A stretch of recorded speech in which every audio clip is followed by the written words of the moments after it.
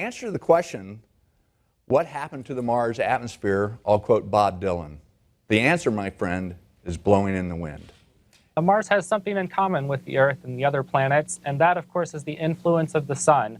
As you see in both of these graphics, all of the planets, Mars and Earth and the others included, are impinged upon by this flow of charged particles from the sun that we call the solar wind. These charged particles stream out from the sun at about 1 million miles an hour, and they impact all of the planets in our solar system. Now, the Earth and Mars have something that is very different, however. As you see on the right panel of this graphic, the Earth has a strong global magnetic field, and that magnetic field largely shields its atmosphere from the direct impact of the solar wind. On the left, on the other hand, Mars has no such global magnetic field, and its upper atmosphere lies completely exposed to the solar wind.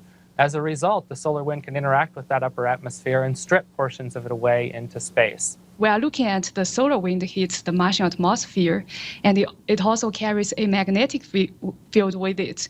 The moving magnetic field will generate an electric field in the upward direction in this video, and this will cause the planetary ions to move and escape from Mars. Most of the stripping by the solar wind at Mars was thought to have taken place very early in the history of the solar system, when the sun was much more active, when the solar wind was more intense. So today the rate of loss at Mars is low. Today's planet is a cold, dry, desert-like environment. The atmosphere is thin. It's not capable of sustaining liquid water at the surface today. It would either freeze or evaporate very quickly. However, when we look at ancient Mars, we see a different type of surface, one that had valleys that looked like they were carved by water, lakes that were standing for long periods of time. We see an environment that was much more able to support liquid water. The NASA Mars exploration program has been focused on finding water.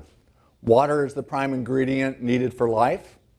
It is a major factor in the climate and shaping geology, and it is a critical resource for future human exploration. Can the same kinds of things happen to Earth now or in the future?